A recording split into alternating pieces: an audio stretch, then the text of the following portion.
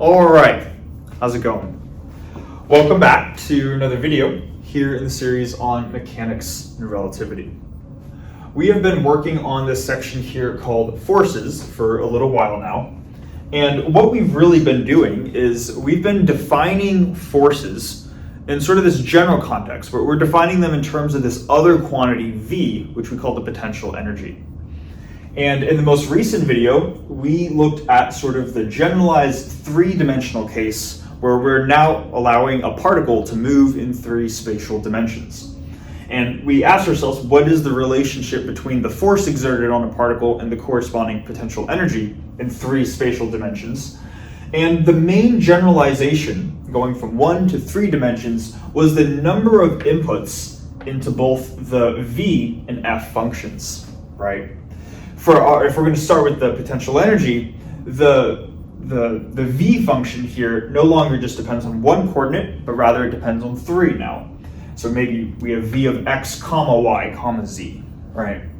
And when we have a scalar function which has multiple inputs, the way that we differentiate those types of functions is not by just taking a derivative, but rather by taking the gradient of that scalar function, right? Or that's the notion of differentiation for scalar functions with multiple inputs, right?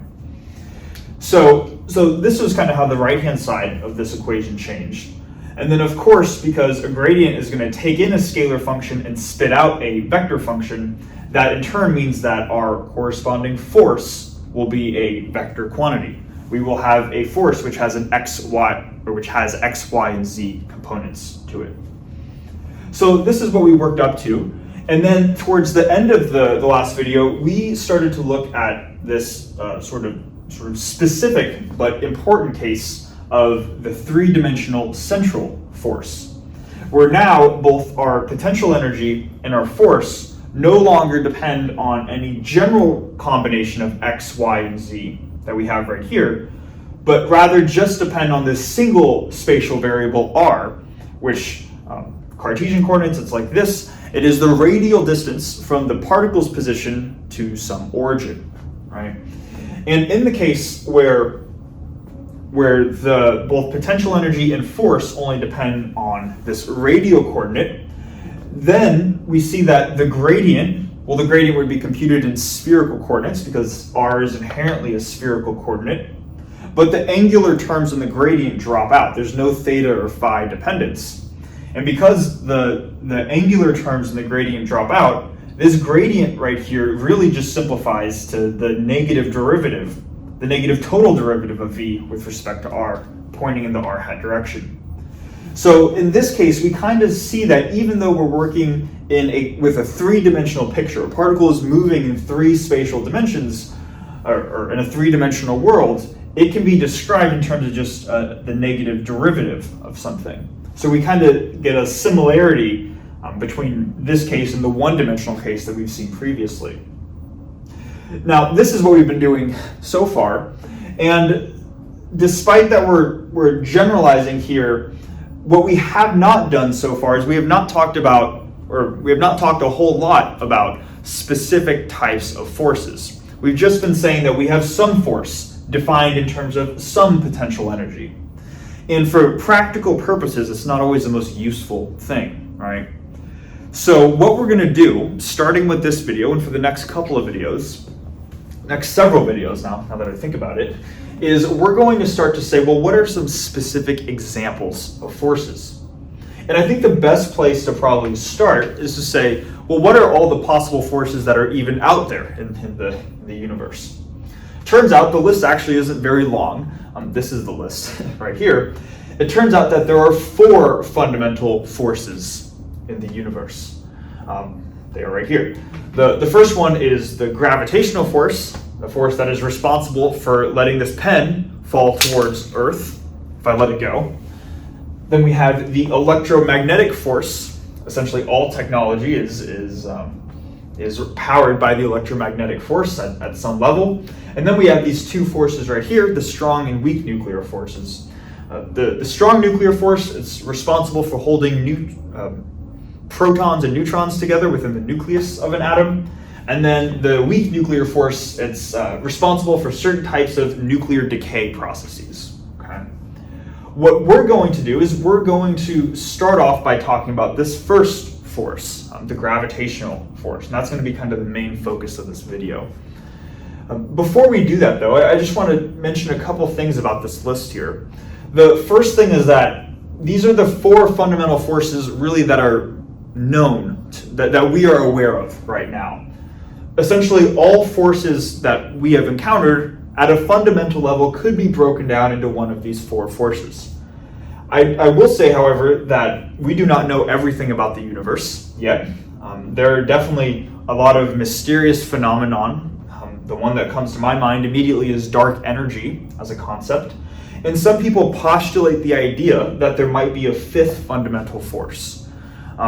Whether it exists or not, it's definitely not my place to say, and certainly not in this video series. But I just want to make that clear that these are the four known fundamental forces. But there is possibility that this list could expand as our knowledge expands. Okay. That's the first thing I wanted to say. The second thing I wanted to say is that when we say that these forces are fundamental, what that means is that if you were to look at any force that you see in everyday life, at some level it could be broken down into one of these four cases.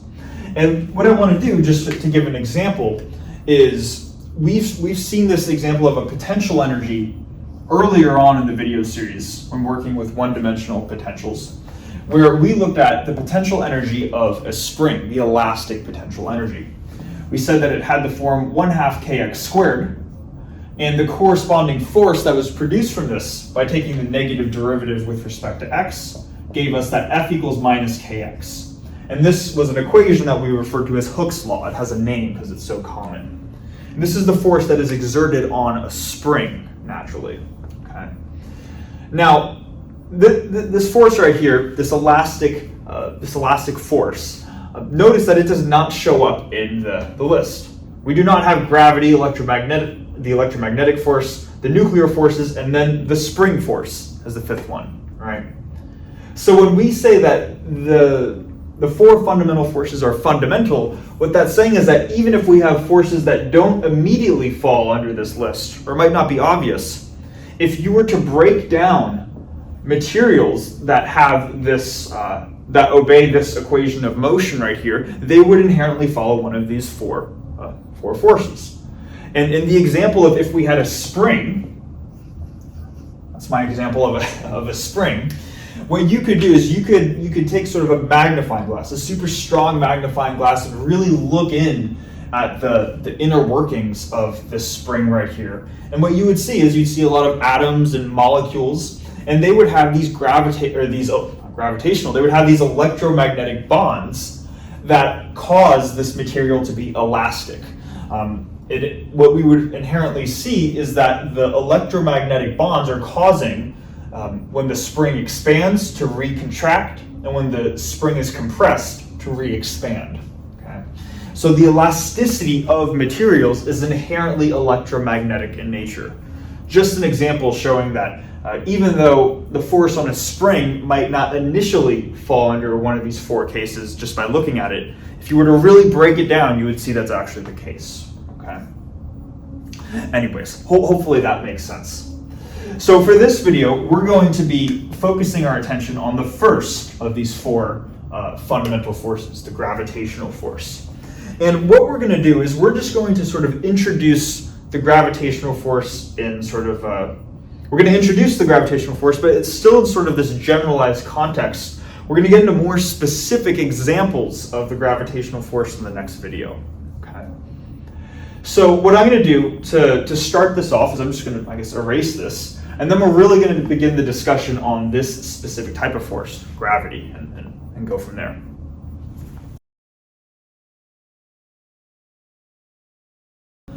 All right, so to start the discussion off on the gravitational force, I would initially want to say that this is the force that we encounter the most in everyday life, but because technology is such a prevalent part of modern day society, it seems like we really also encounter the electromagnetic force quite often. That being said, though, I do think the gravitational force is probably the most intuitive out of the four forces. If I were to take an object and I were to just let it drop, it naturally wants to fall towards Earth, right? So this is, I think, a good place to start in terms of talking about specific types of forces. Now, it turns out that the gravitational force is going to be exerted on any two objects that have mass. The common instance that we see is Earth. Earth has mass, and then pretty much anything that we can think of in everyday life also has mass. The one exception to that, or the one exception to something that we see in everyday life is that does not have mass, I should say, is the photon. It's a particle of light. It's quite literally light, and light itself does not have mass. But if you were to look around, anything other than a particle of light will have mass associated with it. So this is going to be this will be a force that applies to just about everything that we can think of in everyday life. And I want to start by drawing a picture where, let's say that I have one particle right here. It's going to be this dot, and it has a mass of big M. Okay. I'm going to also denote another mass of little m, and I'm just going to call them big M and little m. For now, let's just suppose that this particle remains fixed at this point right here. Okay. Now, if this is our system so far, and then we introduce another particle of mass little m, we now have two particles, this one and this one right here, and because they both have mass, just a fundamental property of a particle, because they both have mass, they will experience a gravitational force due to each other. Now, what I want to do is I want to kind of introduce this in the context of what we've been doing so far, where we introduce it in terms of the gravitational potential energy first. Just to put a little bit more notation on this, let's suppose that these two particles, they are separated by some distance r. Okay? So that is going to be the distance between the two particles. And furthermore, because we're just going to say for now, let's suppose that this particle right here remains fixed. Let's also call this point the origin. So our particle with mass big M is located at the origin, and our particle with mass little m is located some distance r away. What we would then say is that this particle right here of mass little m, it all of a sudden experiences a gravitational potential energy due to big M. And we can denote the gravitational potential energy like this. The potential energy is going to depend on r, just this radial distance between the particle's position and the origin. That sounds familiar. And it's going to be equal to negative gmm over r. Okay. Now let's just make sure we understand what each of the variables are here for this specific potential energy. This is the gravitational potential energy here. First thing, there is this quantity g. G is just going to be a constant, and it is a constant that determines the strength of the gravitational interaction.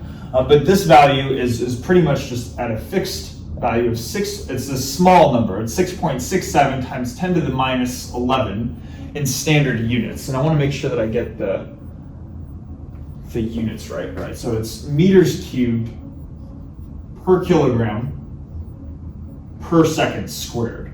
So we have kilograms to the negative 1, that's per kilogram, and seconds to the negative 2, that's per second squared. Okay. So G is this universal gravitational constant. M, or big M, is the mass of our first particle. Little m is the mass of our second particle, and then r is, again, just the distance between those two. Okay. Now when we look at this, this could be in 3 spatial dimensions, but notice that it only depends on this radial distance right here. So this would be an example of a potential energy that only has this coordinate as its input. So we know how to compute the corresponding force from this potential energy, right? This is an example of a central force, F of r. So we can say that F of r is just the negative derivative of this V of r function, and it points in the r hat direction. And just looking at this, if we were to compute the derivative of this with respect to r, we would get a factor of, this is r to the minus 1. So then we would have, after differentiating, we would bring down a minus sign. This would become positive, and we would have gmm over r squared, but then there's a minus sign right here. So that would make this negative gmm over r squared in the r hat direction. And this is going to be, maybe I'll put grav, just to say that this is the gravitational force. Actually, no, that seems kind of weird. Let's just put f of r, and this is the gravitational force between any two particles. Okay. One of the four fundamental forces.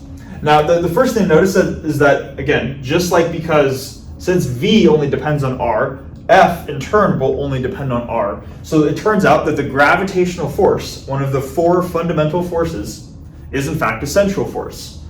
And hence it will be the topic of discussion when we get to central forces, or one of the main topics of discussion. Okay. What I want to just do really quickly before proceeding here is to make sure we have a qualitative understanding of how this works, in addition to just writing out the equation.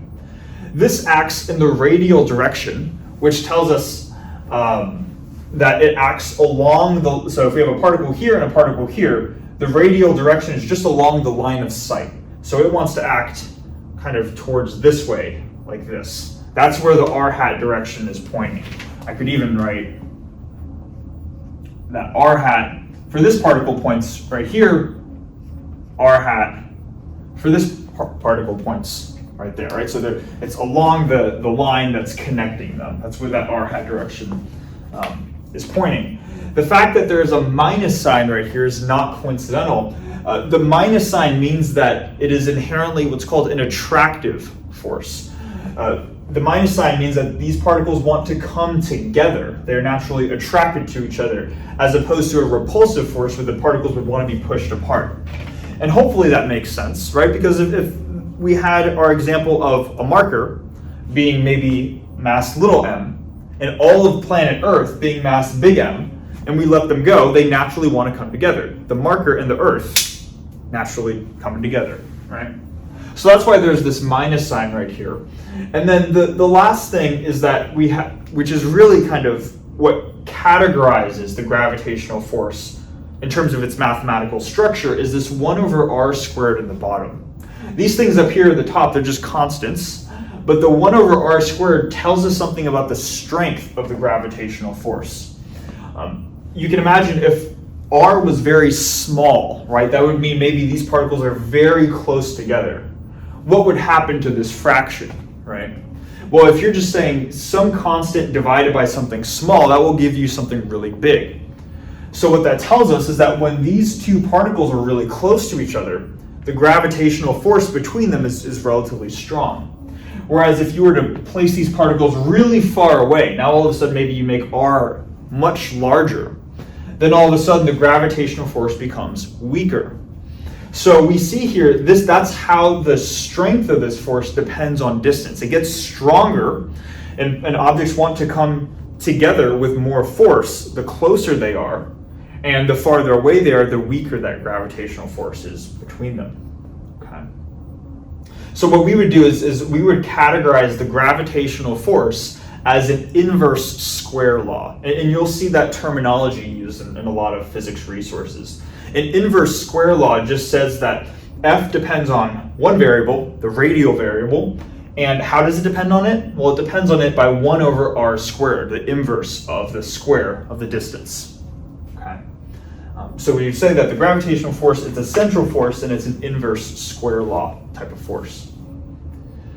Now, we might be saying, okay, sure, that's this thing, this gravitational force right here. We saw how we could generate it from the gravitational potential energy between our two particles. But one thing that might be popping up in our heads is we said that there was something called the gravitational potential energy in the one-dimensional case. Much earlier in the video series, or at least a couple videos ago. And what we wrote down was we said that the gravitational potential energy in this 1D case, we wrote V of z, And if you remember, the form of V of z was just mg times z, right? So that was the gravitational, and we said that was the gravitational potential energy in one dimension.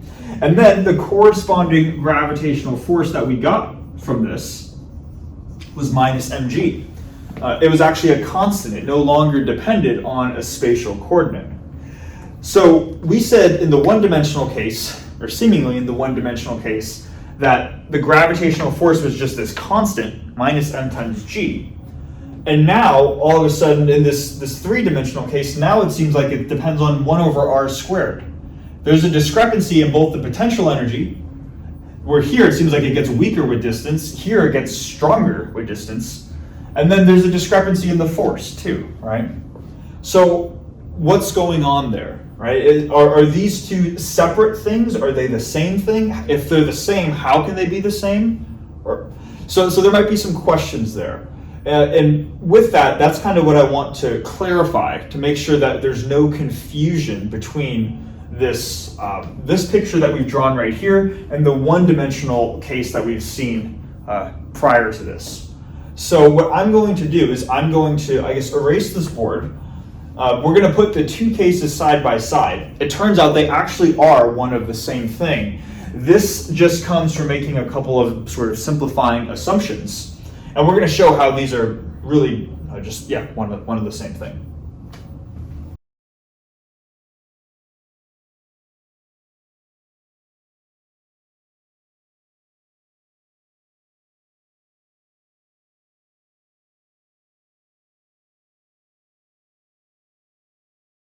Okay, so what we're going to try to do now is we're going to try to reconcile these, or the seemingly different pictures for the gravitational force that we've introduced in the 1D case compared to what we're doing right now. And to make this clear here, let's just reintroduce the picture that we had on the previous whiteboard, where we had a particle of mass big M and another particle of mass little m, and they're going to be separated by a distance r, right? So it turns out that this case right here, for the gravitational potential energy and for the gravitational force, this is what we would use if we're talking about any object that's located on Earth. So whether it's this pen, whether it's a car, whether it's a baseball, or whatever you want, you would say its gravitational potential energy is given by this, and its gravitational force, or the force of gravity acting on that object, is given by this. What is happening over here is that the more generalized picture is that this is the gravitational potential energy and the corresponding gravitational force for any two objects which have mass, which we're just calling big M and little m. It just so happens that in this case right here, big M is the entire planet Earth, and little m is the mass of whatever object we're studying, whatever, if it's the marker, right? That would be little m. So this is just one specific instance of this, and we're going to see how this is really an approximation of this more general case right here. Before doing that, though, I just want to comment on some sort of conditions that go into these overall pictures. Okay. The first thing, and this is what we said in the previous whiteboard, we said let's suppose we have a particle of mass big M, and let's suppose that it remains fixed. Now, if we had two particles of equal masses, then where maybe big M was equal to little m, then they would want to come together and they would both be moving. So the idea of fixing this point would not be realistic. But it is a realistic idea in the instance where big M is much bigger than little m. So this idea of big M being fixed works under the assumption that big M is significantly greater than little m. And we see that in this case where we're looking at stuff on Earth, right? Like if one mass is planet Earth and the other one is just the pen, if I were to let the pen go, it's not like all of Earth comes up to meet the pen, right? No, the pen goes down to meet the Earth because the Earth is so much more massive than the pen, okay? So that's one one assumption that we're inherently making, that big M is significantly larger than little m. That's what causes this to be fixed, and that's what we can work with right here. The second one, we're going to introduce a little bit of notation. Let's just say that, I guess if this is working with things on Earth, let's just denote the radius of the Earth. So the radius of Earth to be r. And to not confuse it with the radial variable, I'll call it uppercase r. Okay. So the radius of the Earth is uppercase r. And we're going to see how this next sort of condition comes into play as we go through this. But it turns out that the other extreme is that r, the radius of the Earth, is going to be significantly greater than z. It's going to be significantly greater than z, where z is usually the distance above the ground, right? So let's just say this pen is maybe 3 feet, about a meter above the ground. 1 meter is significantly less than the radius of the Earth, which I think is on the order of like 6,000 kilometers or something along those lines. Okay. So these are going to be the two sort of extreme assumptions that we're going to be making throughout this. Now, to see how all of this connects, let's start with this over here. Let's just suppose that I'm gonna start by drawing a picture of just something on Earth. So this is going to be the ground. Maybe this will be a ball with mass m, and it's at some height, maybe h, above the ground. Okay. And what I want to do with this ball, maybe I just let it go, but this is where it's at in this specific instance, is I want to compute what is the change in potential energy of the ball up here compared to where the ball is if it were on the ground. So I'm going to just write out delta V right here, which is the difference between the potential energy here and the potential energy here. The potential energy here would be given by this expression, right? It would be given by mg times the height above the ground, so z now equals h, like this, minus the potential energy of this ball if it were on the ground. So that's going to be mg, and if z is the height above the ground, if it's on the ground, then the height is just 0, right? It's at the lowest point, so mg times 0. So in other words, the change in potential energy going from here down to here is just going to be mgh.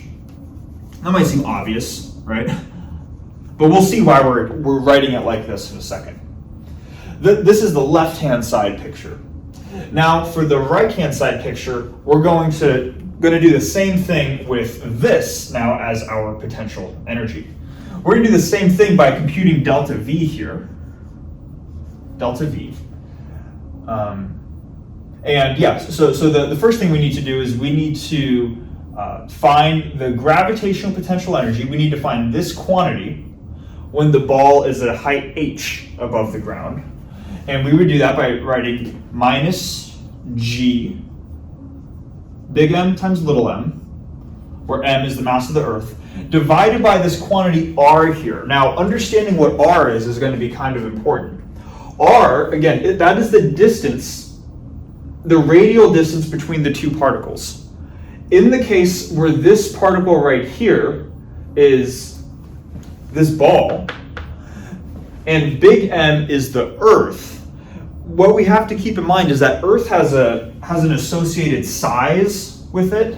Let's say this is Earth right here. It has a mass, big M. The Earth has a center of mass too, right? And that would be kind of the point right in the middle. And the distance between the center of the Earth's mass at the center to any point on the surface, or it's not h, it's the radius of the Earth, right? That makes sense. The distance from the center out to the edge is just the radius. But now we have to keep in mind this ground right here, that quite literally is just going to be on the surface of the Earth. That's going to be on the edge of this circle. So this is going to be an exaggerated picture here, but now let's suppose my ball, little m, is right here, and the ball is a height h above the ground. So this height that we're drawing right here, that's the height that it is above the ground. But really, when we're talking about the distance between one particle and the other, the position of the particle Earth is at its center of mass. So the distance between the center of mass here and the ball right here is a combination of two factors. Let me just draw the radius so it's more on line with h. Right, the radius from here to here is r. So we would say the total distance from the Earth's center of mass to the ball is the radius of the Earth plus the height that it is above the ground. So instead of putting little r right here, we're just, the distance between here and here, we're going to put what it is. It's going to be big R, the radius of the Earth, plus the height that the ball is above the ground. Okay? That's going to be the first case, minus, then this case, what is the potential energy of this ball when now the ball is on the ground, right? Well, now we just get rid of h. We write this ball as it's on the ground. And now what's the distance between the center of Earth, between this particle and this particle, the center of Earth and the ball? Well, it's just the radius of the Earth, right? So now, rather than writing mg times 0, we're going to still use this expression. We have negative g, big M times little m, over just this distance, which is now uppercase R. Okay? So hopefully that makes sense. Whenever we're talking about an object, just as a particle, the position of that particle is the center of mass of that object. So if Earth is the particle, the position of Earth is the center of mass of the Earth, which is at the center. Okay. So hopefully that makes sense. So these are the two expressions that we have so far for delta V. What I can do now is I can factor out a quantity R from the denominator, and we're going to see why we do this in a second. So I'm still going to have negative, and then the same numerator, so negative GMM. And then I'm going to take a factor of R out of the denominator. So I have R, and then if I take an R out of this term, I'm left with 1. If I take R out of this term, I get H over R, plus H over R, right? So that's this term, and then this term is going to remain the same. The two negatives cancel to give me plus GMM over R. Like this.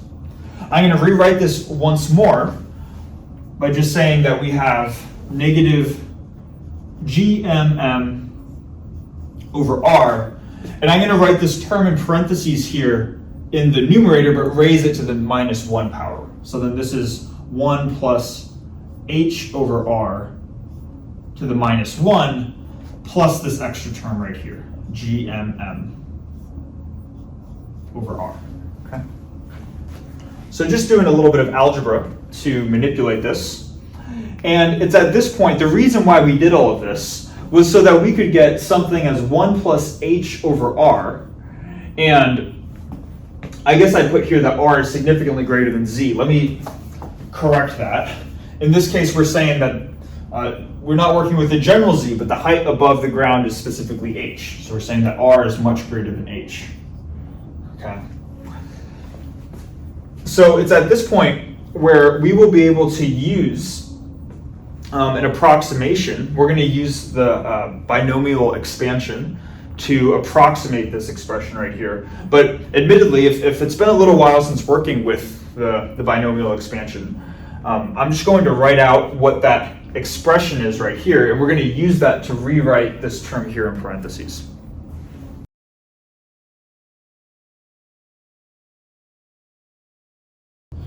All right, so this is the binomial expansion theorem right here, which says that whenever you have this quantity in parentheses 1 plus x, this can be applied for positive powers, but in the case where we have -1 as a negative exponent, this would be the expression for a negative power right here. It ends up being a series, so there are an infinite number of terms, and this is mainly going to be valid whenever you have x that is less than 1 in magnitude. Okay. Now, in our case right here, we have h over r, and h is significantly less than r, so this is much less than 1. So therefore, this would be this would be a valid approximation to make. What we're going to do, because this is a series in terms of powers of x, right? And because our case h over r, that is our x. That is significantly less than 1. That once we get beyond the linear term right here, this 1 minus nx, we're going to have terms of x squared, x cubed, and higher powers. Those terms, because x is so small, we can think of them as negligible terms. And this is what we do when computing the potential energy on Earth. There are more terms that come into here and here, but they are effectively negligible. So we're going to disregard everything beyond here, and we're going to just say that when x is much less than 1, when x is much less than 1, we can just approximate this as 1 minus n times x. Okay. Now let's relate that to what we have right here. This is delta V for our current expression for the gravitational potential and force. So we're still going to have negative gmm over r on the outside of big R, right? The radius of the Earth on the outside. And then now we're going to replace this with the approximation. So this is now going to become 1 minus, and then what's n going to be in this case right here? Well, this is 1 plus x to the negative n. Here we have 1 plus h over r to the negative 1. So because n does not absorb the negative sign right here, then n is just going to be the number plus 1, right? So this is really just 1 minus x. Now x right here is just going to be h over r. So this simplifies to just 1 minus h over r. And I shouldn't put equals. I should put this as approximately true, right? And then we have this final term over here plus gmm over r, like this. Okay. So hopefully that makes sense. The reason why we're able to make that approximation is because all the subsequent terms are going to have more powers of x, and x is already significantly smaller. The 1 meter is significantly less than the radius of the Earth. So now, if this is what we have right here, notice that we have minus gmm over r times 1, plus itself, plus gmm over r. So this term right here is going to cancel with this term right here, and then what we're left over with is going to be minus gmm over r times minus h over r. The negatives are going to cancel out, and I realize I'm running out of room here. I think I have room for one more. So this is going to equal just positive gmm, and then times h over r squared, like this. Okay.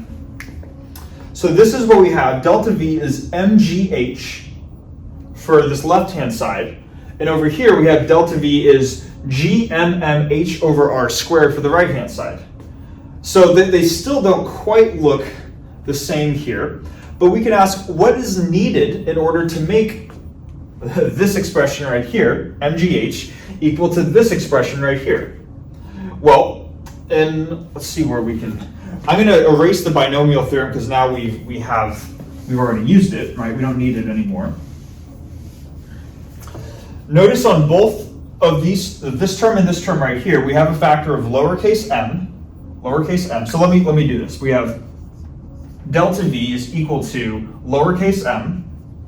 Both expressions have that. Both expressions have a factor of h right here. Let me make a little more room for h. And then what's left over on this term? We have this quantity little g, right?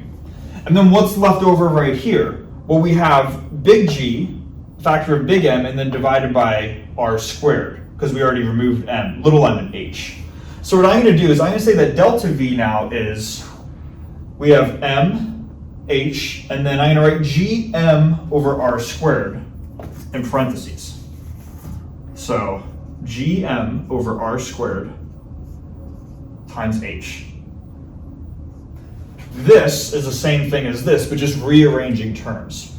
Now let's keep in mind what each of these terms are here. So big G, that is that universal gravitational constant, that's 6.67 times 10 to the minus 11 number from the previous whiteboard. That will be a constant, that will always be the constant whenever you have two particles that have mass. So this is going to be fixed. Big M, that's the mass of this particle, which we said was Earth. So big M is the mass of the Earth, and that's always fixed. fixed. That has a set value. That's on the order, I believe, of 10 to the 24 kilograms, so it's pretty heavy. And then r here, that's the radius of the Earth, right? And the radius of the Earth is fixed. So everything in this set of parentheses right here is a fixed value for planet Earth. And it turns out that if you were to take this gravitational constant times the mass of the Earth divided by the radius of the Earth squared, and you were to put it into normal units, you would in fact get that this equals g, which is approximately 9.8 meters per second squared. So it turns out that this little g, the acceleration on Earth, so how fast this pen wants to accelerate towards the ground, the way that this thing actually gets calculated is by this product of things. You take that universal gravitational constant, multiply by the mass of the Earth, and divide by the radius squared. So you can see that g is 9.8 specifically on Earth, which is why this expression here works specifically on Earth. But it turns out that when this quantity equals little g right here, you have mgh for the change in potential energy right here, and the change in potential energy right here is the same thing.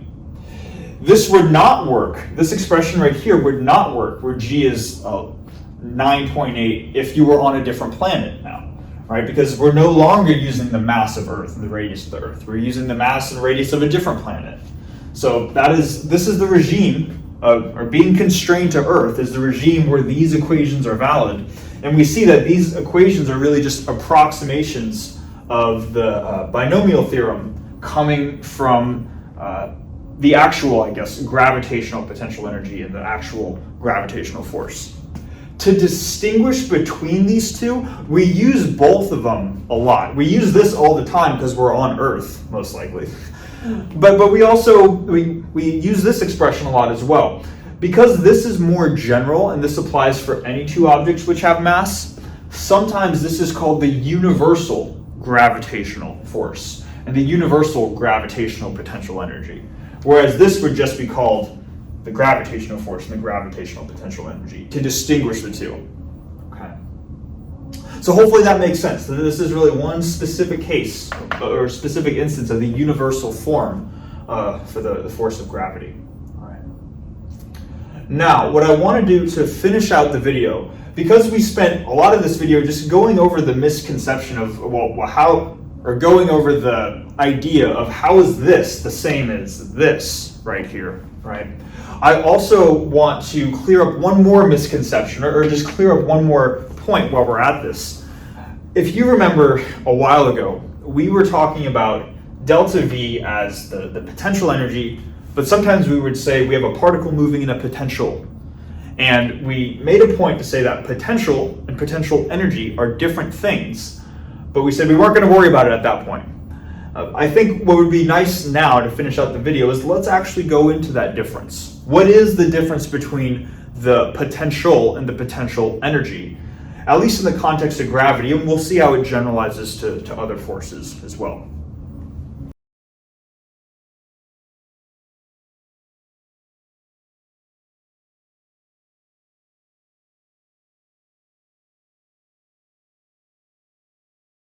Okay, so we have the definition here for the gravitational potential, not the gravitational potential energy.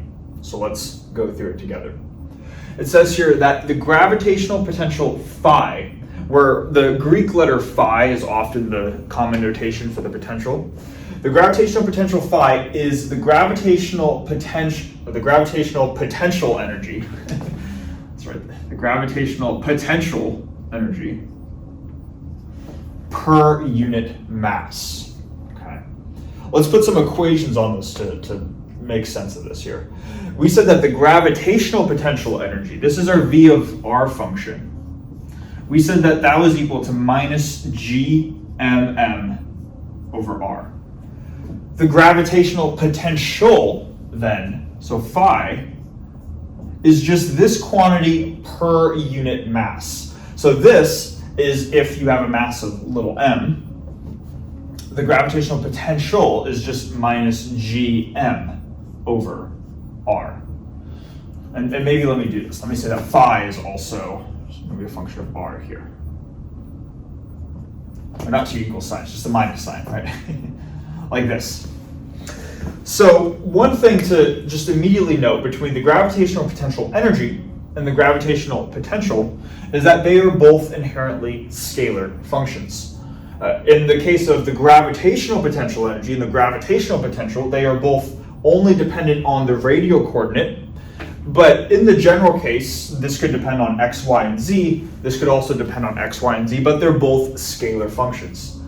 They both have a very similar structure, except really this one does not include the mass little m, right?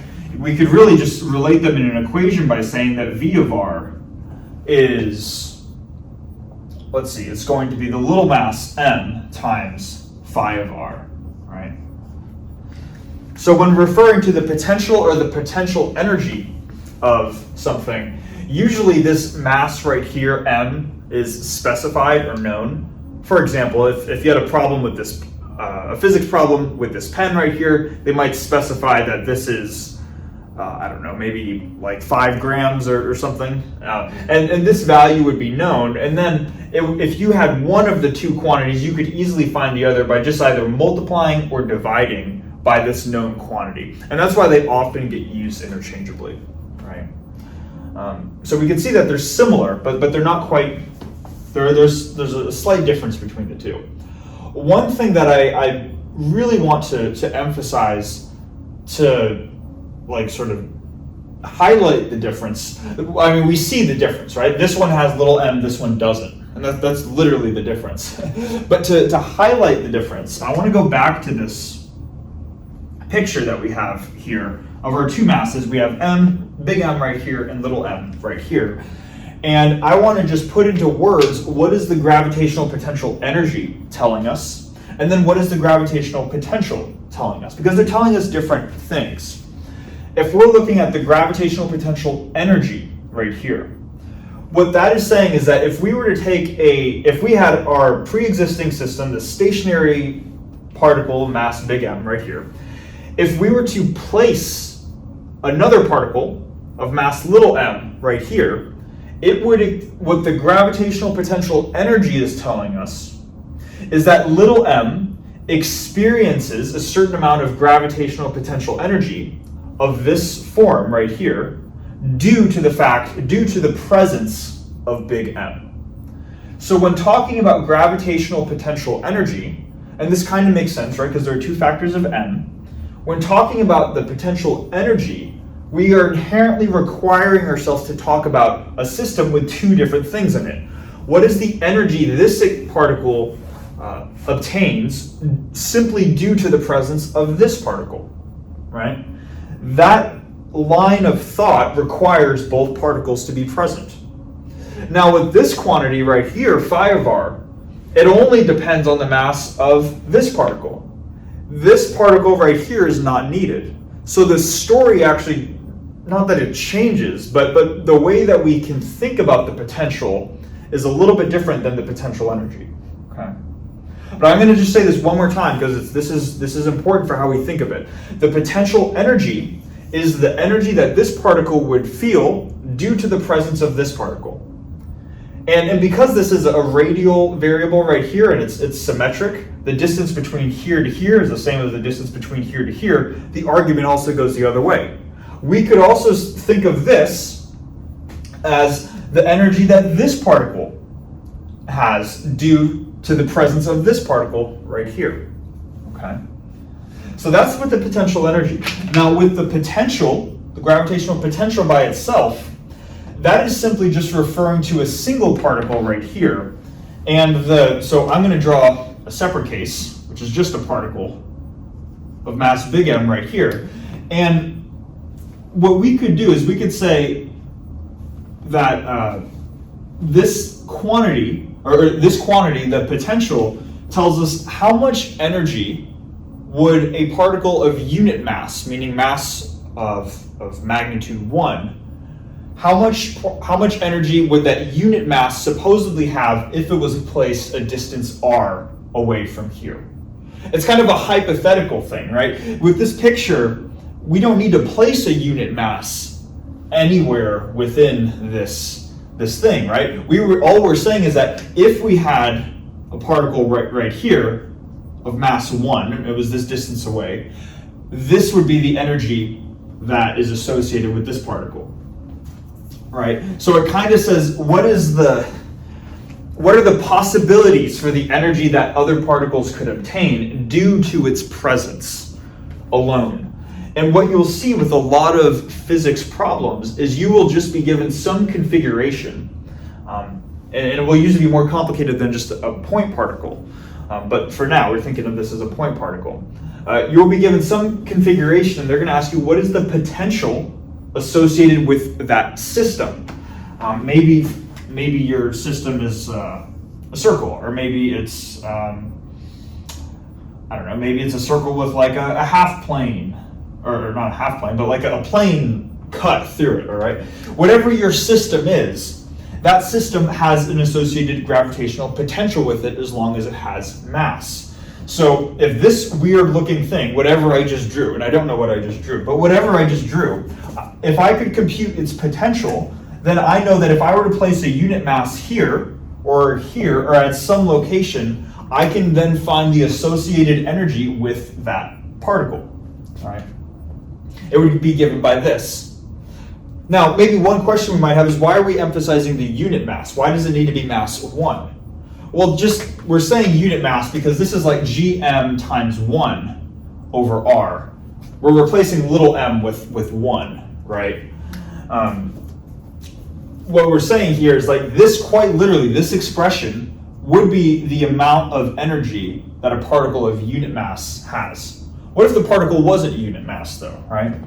Well, you could still apply this, and this is what we often do in physics, is you could say, what if we have this configuration, this weird looking thing right here, and we want to say, what would the energy be of another particle if it was placed over here in the presence of this? We say, okay, well, you first compute the potential of this thing alone, and then once you have that, then you just put a particle here, specify its distance from whatever this thing is, and then if this thing has some mass, then you just tack on the mass, and that's the potential energy associated with that particle. So hopefully that makes sense. Like with whatever your configuration is, you can find its potential almost to give other objects energy. Once you've found its potential, then you could in turn compute the potential energy by just multiplying whatever the mass little m is right here.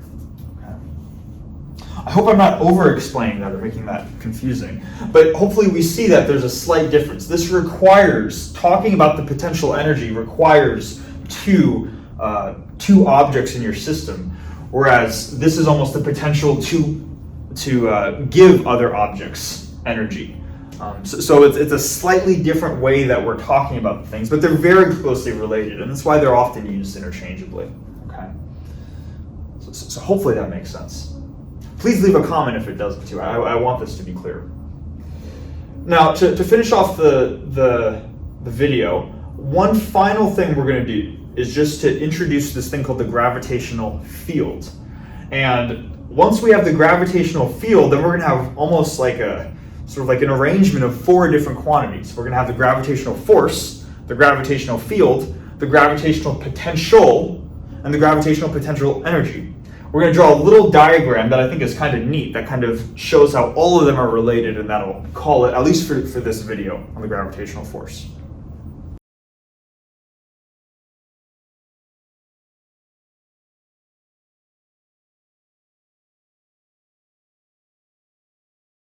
Okay, so to finish off the video, we have 4 different quantities on the board: gravitational force, gravitational field, the gravitational potential energy, and then the gravitational potential. We've shown how the potential energy and the potential are related to each other. They're related by V of R equals m times phi of R, right? Now, what we're going to do though is I tried to do something kind of like this. We're going to make sort of like a little diagram connecting each of these 4 quantities to each other. And in doing so, we're naturally going to introduce the gravitational field. So this is how the potential and the potential energy are related. For the gravitational force and the potential energy, we know how those are related. We have that, we have that F, the gravitational force F is going to be the negative gradient of the potential. If it's a central, it is a central force, right? So this gets reduced to just the negative radial derivative, but to keep it general, this is what we can write. So that's how these two quantities right here connect. And what we can do now is we can kind of make a similar or sort of an analogous statement to what we did right here. Just like how the gravitational force and potential energy are related through a negative gradient, same thing with the gravitational potential and this new quantity called the gravitational field. So that way it doesn't feel like we're making a huge jump right here. It turns out that the gravitational potential, phi, if we were to take the gradient, introduce a minus sign, that gives us a quantity g with a vector over the top of it. Why is it a vector? Well, just because we're taking the gradient of a scalar, we're naturally going to get a vector. That is how the potential and the gravitational field are related to each other. So that's how these two connect right here. And then finally, you can imagine probably how the gravitational force and the gravitational field then connect. Just like how the potential is the potential energy per unit mass, the gravitational field is just going to be the gravitational force per unit mass. So then we can just have that F equals mg. And this might look familiar to Newton's second law, right? This is like the F equals ma equivalent. So that's how these quantities right here connect as well. All right. So this is kind of a common picture where you have a lot of these quantities and this is how they more or less all relate to each other. We'll see the same thing eventually when we make a video series on electromagnetism, that you could make a similar type of diagram. I realize this probably isn't the cleanest one, but relating what would be the electrical potential energy, the electric force, the electric field, and the electric potential. Okay. So just wanted to introduce this quantity. This is a quantity, a field, or maybe let's just to finish this off, just to put some pictures, to have some pictures with this quantity, this associated gravitational field. If we had a particle of mass m, like the Earth, it will produce a gravitational field, which is a vector field, g, and it would be a bunch of arrows kind of pointing radially inwards, like this, in the case of a point mass, like this. And what the gravitational field would tell you is what would the gravitational force be if we were to put a particle of unit mass into here. The natural force would want to go towards this object. If the mass was not a unit mass, then you would do the same thing. You just put that particle at some distance from your system, and then just multiply by the mass, and that would be of this new particle right here, and that would give you the corresponding gravitational force. So there's also that parallel that we saw. There's a parallel between the field and the force that is similar to the potential energy and the potential. If you remember, with the potential energy, we needed two objects in play to talk about the field, or to talk about the potential energy. We also need two objects to talk about the gravitational force. But here, with just the gravitational potential, we just needed one object, our system, and that was able to create a potential like this.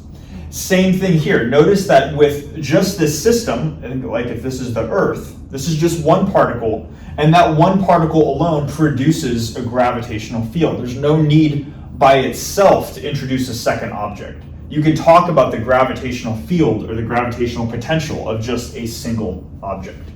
Okay. So anyways, hopefully all of that makes sense. I realize it's a lot of quantities, but each of these quantities is going to show up throughout the video series, and we'll remind ourselves what these things are as they come up again. Okay. But yeah, thanks so much for watching. The next video, we're going to continue the discussion on the gravitational force, but go into some more specific instances of how to actually apply it. So yeah, looking forward to that, and I'll see you then.